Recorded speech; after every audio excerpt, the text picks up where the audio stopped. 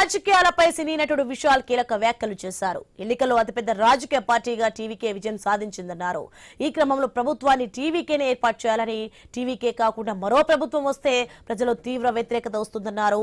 DMK AIADMK కూటమిని ప్రజలు అంగీకరించారని అన్నారు.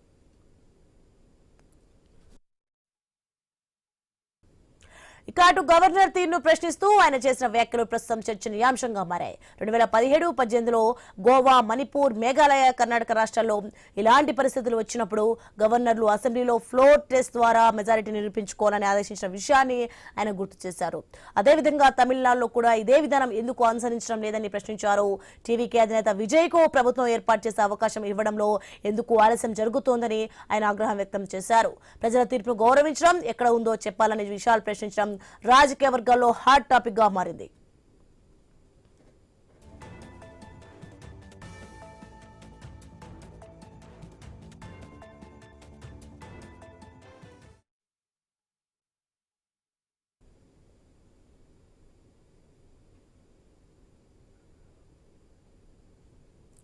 ఇస్ బ్రేకింగ్ అంటుంది మనకి చూస్తున్నాం. తమిళనాడు రాజకీయాలు అయితే ఉత్కంఠ మరింత పెరుగుతుంది. ఇక ప్రభుత్వ ఏర్పాటుపై కొనసాగుతున్న ప్రతిష్టంభన మధ్య టీవీకే శిబిరంలో అసంతృప్తి తీవ్ర రూపం దాల్చినట్లయితే తెలుస్తోంది.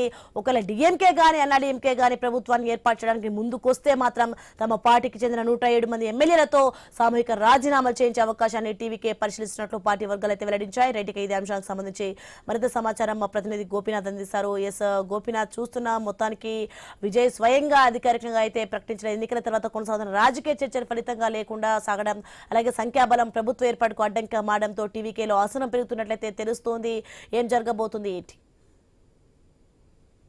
ప్రజలు ఆశీర్వదించినప్పటికీ కూడా, భారీ మెజారిటీ వచ్చినప్పటికీ కూడా ఎక్కడ కూడా ప్రభుత్వ ఏర్పాటుకు గవర్నర్ సహకరించడం లేదంటూ కూడా ఇప్పటికే టీవీకే పార్టీ ఎమ్మెల్యేలు తీవ్ర ఆవేదన, ఆగ్రహం వ్యక్తం చేస్తున్నారు. అందువల్లనే ఇవాళ కూడా వాళ్ళు ఒక డెడ్ లైన్ విధించడం జరిగింది. ఇప్పటికే మేము అంటే ప్రభుత్వ ఏర్పాటు చేసుకుంటాము, దాని తర్వాత బల నిరూపణ చేసుకుంటామని చెప్పి ఇప్పటికే 2 సార్లు గవర్నర్ కలిసినప్పటికీ కూడా సంఖ్యాబలం లేని కారణంగా ఈ రకంగా ఇబ్బందులు గురి చేస్తున్నారంటూ కూడా వాళ్ళు ఆవేదన వ్యక్తం చేస్తున్నారు. నిన్న కూడా టీవీకే పార్టీ కార్యాలయం వద్ద కొంతమంది అభిమానులు తీవ్ర కంటతడి పెట్టుకుంటూ కూడా వాళ్ళు ఆవేదన వ్యక్తం చేయడం జరిగింది.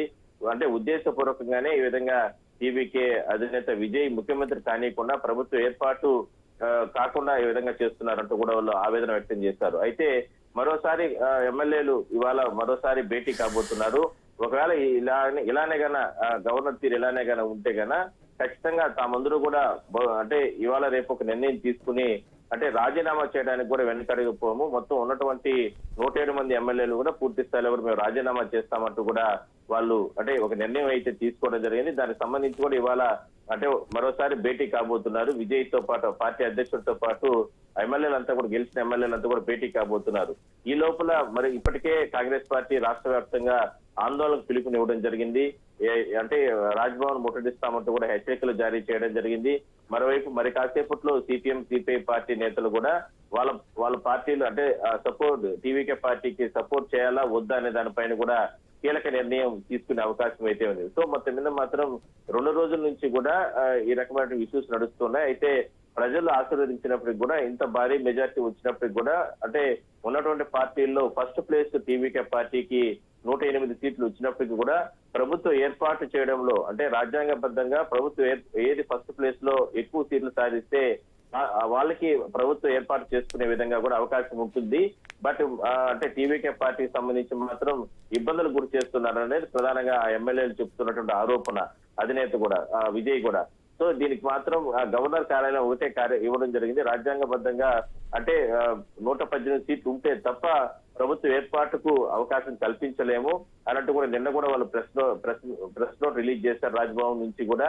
ఏదైనప్పటికీ కూడా ఈ అనిశ్చితి లేదంటే ఈ ఇష్యూస్ నడుస్తూనే ఉన్నాయి. ఇవాళ మాత్రం ఒక కొలిక్కి వచ్చే అవకాశం అయితే ఉంది.